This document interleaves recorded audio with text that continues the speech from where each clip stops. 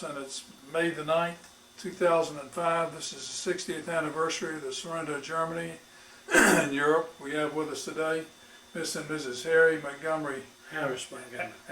Montgomery Allen. Monty Allen was born in Charleston in 1926 and grew up over there, and then entered the armed forces, was in the Marine Corps, and he's going to talk to us what it was like growing up in the Depression, having the war break out, enlisting and planning to go overseas and never quite making it. And his wife is here to keep him honest, and Crystal is going to pitch in and tell us what it was like growing up in her neighborhood also. Yeah. Monty? All right, sir. Well, I was very fortunate as far as growing up in the Depression. I didn't know there was a Depression because my father and mother were quite givers to life, and we weren't spoiled, but there were four of us, and we had a good time together, and turned out four good children.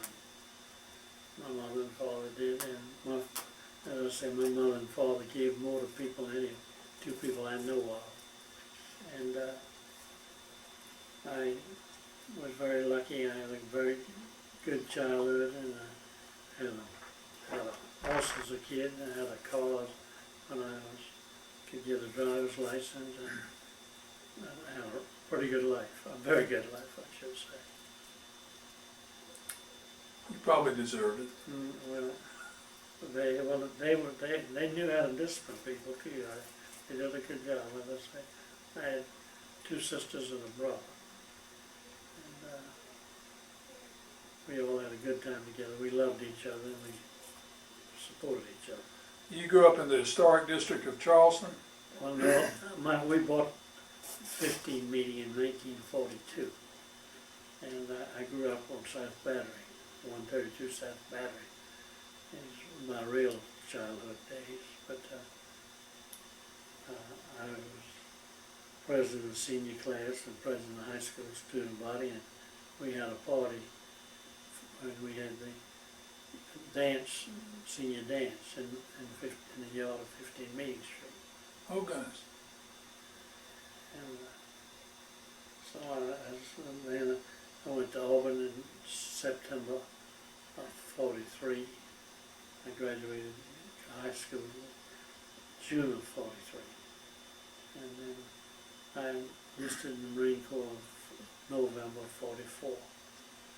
Do you remember where you were on Pearl Harbor Day while you were still in high school? Yeah, I was in June. I played football and basketball in high school, and I was on the basketball court on that, and I played on a team. I went 23-0, 23 victories in 1943 and '44. Goodness gracious. And, football team wasn't that successful, but we won about 6 or 7 games. What position did you play? Center. Center on the football team, and played all 6 positions on the basketball team. I say 6 because I played the bench too. Did you play football or basketball at Auburn when you went? No, Auburn didn't have a football team in '43, and that cost Auburn 10 years at least. Somebody thought they would be patriotic, and we had Mark Gafford, who was an All-American at Auburn. We had Eddie Pocock, who was in the V7 program. He switched from Auburn to Georgia Tech, and he ended up making All-American at Georgia Tech, Eddie Pocock. That's right. Well, your father was in the food produce business over? Food brokerage business. Food brokerage business? Yes. Were there many hungry people in the Depression of the 30s in Charleston that you recall? I didn't see any of them. I know I've been very active in the food bank here in Atlanta, and it's a great organization. In fact, I was starting in 1972. Oh, goodness. With Bill Boulding, and who is now the director and done a tremendous job for this country. There was an article this morning about John Smoltz giving to the community food bank. John Smoltz done a heck of a job. But Bill Boulding, well, there was also an article, there was couple that drove over on account of smokes that talked them into coming over and working at the food bank, and they had to commute from Anniston, Alabama to work at the food bank once a week. Did D.W. Brooks get involved in that at all? I don't remember. Don't recall if he was involved in it or not. The food bank was really the outgrowth of St. Luke's Church. I see. Bill was hired by St. Luke's Church because he was, I think he had a psychology degree. Mm-hmm. And he started collecting food to help feed the people at St. Luke's Church. And they had a building just south of St. Luke's Church, which the food bank started in. It was about less than 2,000 square feet. And today they've got a $11 million building Oh, yes. on Ashby Street. It's called Joseph Lowry, but it was Ashby Street. What do you recall the mood of the country being in the early 1940s when the war was breaking out? I think everybody was pretty patriotic. Very patriotic. We were going to the World's Fair in 1939 from Pulaski, Tennessee. My mother was from Pulaski, Tennessee, and we went to Pulaski every summer. And we were driving from Pulaski to New York to go to the World's Fair. And I think we were somewhere in Virginia or West Virginia when we got in the war, and Roosevelt got us in the war. What was your feeling at the time? You were, what, only about 15 or 16? Yeah. Well, I'm a big lover of America. So I support him just like I don't agree with Mr. Bush on all things, but I think he's doing a pretty good job. Now my wife is different. She doesn't think so, but Crystal, I'm going to get a picture of you just so we'll know who you are. This is Crystal, and she's going to tell us what she remembers as we get a little closer to the end of the war. Because she's too young to remember what it was like at the beginning of the war very much. So you were in college in 1943 and you enlisted. When did you enlist? In November 44, my 18th birthday. In November 44. Yeah. And what was your feeling when you enlisted? Were you ready to go to fight? You didn't know when the war was over. You knew we'd invaded Europe again. Because I was in Camp LeJeune. I mean, I was in Paris Island when VE Day was there. And of course, then Roosevelt died shortly after that too.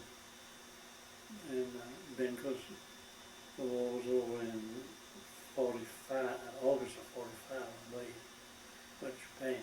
What was basic training like at Camp LeJeune? Good, tough training, but great training. Marine Corps would tell you to go through the wall, and you'd start whether you thought you could go through or not. But it was great training. And that's why I think everybody ought to have to serve this country in some capacity today. And I said it when I got out of the Marine Corps in 46, and I say it till I die, yes. What was your anticipation when you went in November 44? Well, I guess I thought I was going to fight. I don't know, but we had great training and went through boot camp at Paris Island, and then they moved us up to Camp LeJeune. And we were at Tent City, which Walter Winchell called Hell on this Universe, because it was really rough training. It was worse than boot camp. What rank were you? Were you private? Well, it started off as a private, but I was a corporal when I got out. Only 3 people made corporal. 2 of them were regular, and I was the only reserve that made corporal. What was the food like in basic training? It was edible. It was pretty good, I guess you'd say. Because they worked you so damn hard, when you sat down, you were ready to eat. Do you recall when Roosevelt passed away? Yes. And what was your feeling about? Were you sad or horrified? Or? Well, I was sad in a way because I was never a big Roosevelt lover, but he did a lot of good for the country. I think everybody thinks he did good for the country, whether you totally agreed with him or not. That's right. Crystal, you got any thoughts on that? She's a lover. Yes, my family were very strong Roosevelt enthusiasts, and I very well remember the day he died and exactly where I was, and how I was with my grandfather, and I remember how distressed he was to hear that Roosevelt was gone. Where were you living at the time? I grew up in a small town in South Georgia named Fort Gaines. With Bo Chambers? With Bo Chambers. He was older. I never see him anymore, but I did know him. I had dinner with him last night. Did you really? Small world. What did you say? And I saw World War II through Life magazine. Yes. And those pictures were very powerful and made a tremendous impression, and there's some of those pictures that I can still see today in my mind's eye. Particularly the pictures from the concentration camps. That really, really hurt to see what had been done to fellow human beings. Do you remember the Depression, or do you remember coming out of the Depression in Fort Gaines? I don't have any memories of the Depression. I was born in '36. No. But I do remember the effort that everybody in town made toward the war. No. Everybody was collecting scrap iron. Everybody had victory gardens. My family was constantly growing things and preserving things and preparing for the unknown. And it was a time when everybody seemed very focused, very patriotic, No. and everybody had the same goal. And there's a lot to be said for those attitudes. There was a physician from Fort Gaines who attended Roosevelt at Warm Springs. He practiced at Piedmont Hospital. I believe I know his daughter, who is, I don't know what his, was he a Dr. Paulin or? J. Edgar Paulin. Yeah. Maybe it's his granddaughter that I know, Carrie Lyde. Carrie Lyde, who you know is his granddaughter. And, but I did not know that he attended Roosevelt. He was his doctor when he was in Georgia, and he went down to be with him after he had his stroke down there, when I think he pronounced him dead down in Warm Springs. I see. Well. I may know a lot about Fort Gaines, but I'll remember before it's all over. Do you remember VE Day?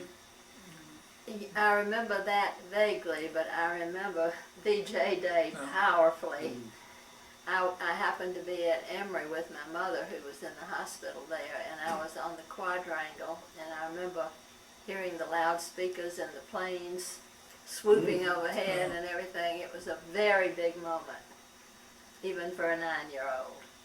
I was 5 years old, and I remember VE Day because we went downtown, and we still had the street trolleys with the overhead power electricity, and everybody was riding on the outside of them, and horns were blowing, and crowds everywhere. I remember that distinctly like it was yesterday. So we both celebrated VE Day here in Atlanta. Money, where were you during VE Day? VE Day, I was in Camp LeJeune, North Carolina, in Tent City. As I say, Walter Winchell called it Hell on its universe, and it was pretty much hell. Were you excited or disappointed? Very excited. I think the greatest thing Truman ever did was drop that bomb. Yeah. He's talking about VE Day. I know, but VE Day was the one that, VJ Day was the one that the bombs closed it up right quickly. After the VE Day, after the Germans surrendered, did your training change to where they were preparing you to invade Japan or anything? Well, no, because we were still in training at the end of VE Day. But in June of '45, I turned in my rifle for a whistle and went to special services. And we were supposed to try to play ball, but we never did field a team. And this was going to be for entertainment of the Well, troops of well, esprit de corps. well, what we were really supposed to do, we were supposed to entertain the troops coming back to get out, because all they wanted to do, they wanted to be around the barracks in case their name was called to get their discharge. So, Did either of you lose many friends or family during World War II? I lost a few friends, but not many. No. My brother lost a boy who was in Naval Air Corps. He crashed when he was in pre-flight training. How long did you stay in the service after Japan surrendered? I got out in either the last day of what the end of August, because we went to Mexico. But that was in '46, wasn't it? Yeah. In '46. So Yeah. you stayed in a Well, I stayed until till they let me out. till they let you out. Yes. No early dismissal for people. Well, but my mother and father and my sister, who wasn't married at that time, we went to Mexico for a vacation. What do you think the mood of the country was back during World War II in comparison to Vietnam and now? Well, of course, Vietnam was a catastrophe. I think, and my way of thinking, this country ought to never send a man in battle without declaring war. And I think if they declared war, we ought to have the thing over a lot quicker. What's your read on the country today and the war in the Middle East, or the battles in the Middle East? Well, I don't know whether Mr. Bush is right, but in a way I think he's right, because I think what Saddam was doing, killing people, was just as bad as Hitler was doing. And I don't see any excuse for people like that in this world. No. It's very interesting because if you look at what we know about what Hitler did and what we know about what happened in the Middle East, there were a lot of atrocities committed by the Germans, there were a lot of atrocities committed by Saddam and some of the regimes that have been in the Middle East. And yet we're not as unified today as we were back then, probably in part because some of the people feel like the government deceived us during the Vietnam War. Well, I'm for America all the way. I think we got to take care of people of the world. Yeah. And we can't let Saddam or Hitler or anybody else. And of course, Stalin killed many people too. He had a heavy track record. Yes, he wiped them out if they didn't do what he wanted. Crystal, what are your thoughts?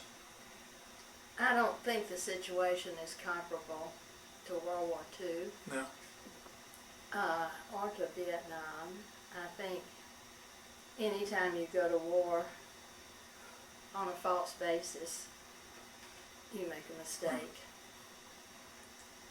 But now that we are where we are in Iraq, of course, I would like to see full success. I would like to have something that we can be proud of there. Sure. And over many years, I trust that it will happen. It's entirely different from what we were led to expect. Yeah. I think what's right and what's wrong is today a little fuzzier sometimes than what we perceived as right and wrong back in World War II. And we're trying to define, as we evolve in the situation over there, what the proper course of action is. I think in World War II it was clear what the course of action had to be for all of us. Well, we didn't go to war in World War II to keep Hitler from killing Jews or anything like that. We went because we felt we had to save Western civilization. Yeah. And that's, so we're talking about different issues here, I Yeah. think. We really, really goofed with the Jewish situation in World War II. It's very embarrassing, the way we handled that. Money? Yes, sir. What else do you have to say about this? Well, I concur, but I still think Bush was right as far as going after Saddam, because as I say, I see no reason for people like that to be in authority. Well, I think we'll all agree that what we all want to do is to pursue what we feel is the right course of action, and for people to have the right to declare what it is they want for themselves, and to protect that right for the world as best we can. It's just sometimes more difficult to do as the boundaries become a little more blurred than they used to be. You're still killing is killing, just like, I wrote to President Bush last week. I've been contributing to him, and I got about the 5th letter from his campaign manager, and he said he hadn't heard from me. So I figured I'd write him a letter, and I wrote him a letter and told him why we got people, why we have pistols in this country. I don't understand, because all they do is kill people. No. And Bob talked to our Kiwanis Club, and I made that same statement to him. And he said, "Oh, you're wrong, you're wrong." He said, we in Washington, we can't have pistols. I said, "Well, you just answered the question. Because congressmen and senators can't have pistols in Washington." I didn't know that until he said that statement. But I said, that just proves what I was just been talking about. Isn't that interesting? And we're killing too many people today in America for no reason. And the bad thing about a pistol is people don't have to think to fire a pistol. So they get hot and they're ready to go bad as far as like that woman last week taking after that truck driver, a guy in the white SUV. She was going to kill him if that guy hadn't shot her. Yeah. I don't believe in shooting, but I believe he did the right thing as far as stopping that gal, because she'd have killed that guy. What other lessons or thoughts do you have that you'd like to leave your children and grandchildren about your experiences in World War II? All I can say, it was the greatest training I've ever been through. Yeah. And, So how about the results? well, I think it made me a better person. I'll put that way. And, as I say, I still think the politicians have got it wrong. I think they ought to wake up and do something about it. About what? But pistols, why we let people have pistols, I don't understand. I'm for people having shotguns or whatever they want, but I'm not having pistols. Because pistols, as I say, you can fire them without thinking, whereas if you got a rifle, you got to think about it before you fire. Crystal, you got any other thing you want to ask him about the war? I don't think of anything. I think he was extremely fortunate. He was born at the right time. He signed up as soon as he was 18, which was his perceived duty. But because of the way the events unfolded, he never was required to give the last full measure of devotion. But I suspect he would have. He would have. Yeah. Well, I was on the train. I was lucky to fall off the train. Lucky I played high school football and basketball. Well, one of the things that's apparent to me is how willing all of you all were in your generation to go to defend the country and defend the world so that people could have freedom of choice in the generations to come. And that's what drives me up here to do these interviews every week, to express You do a nice job, sir. express my appreciation to you and yours for what you were willing to sacrifice for us. Some of them had to give the ultimate sacrifice. Some of them, like yourself, got away a little less unscathed compared to what others had to give. Trimming dropping that bomb sure saved a lot of Americans, as far as I'm concerned. Might be one of them. I think one of the reasons that people are less inclined to serve now is because of television and the fact that they see the horror Yeah, in a way that it was impossible to perceive from a great distance yeah, years ago. It's and I don't think people see the importance of current conflicts yeah, the way they did then. And if we're going to try to save the world, there are at least a dozen other countries we need to attack right now. yeah, And there's no way we can do it. I think there are limits yeah. on what America can expect to be responsible for. Yeah. It's very complex. Your heart may be in the right place, but you may not have the resources to do it all, as you were Right. pointing out. Well, money, Yes, sir. I want you to say anything you want to say, but I don't want you to have to stay and say longer than you want to. Well, I've just about covered everything I thought about. It's on my heart, and the only thing I would like to see is in this country get rid of pistols. And as I say, I don't know anything to do except kill people. Well, that's an important lesson to lead people, because you grew up at a time when people had access to arms, and I still got access to them. and yet they may have taken a turn for the worse in what they're doing in this country compared to what they did historically. Well, we didn't. No, I think we get 6 to 8 killings a week. I think we were averaging about 6 to 8 a week now. And some of them were, well, this 3-year-old that was shot by the guy, just no excuse at all.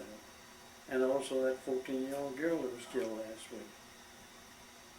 Well, I would like to express my appreciation to you and your wife for coming up here this afternoon.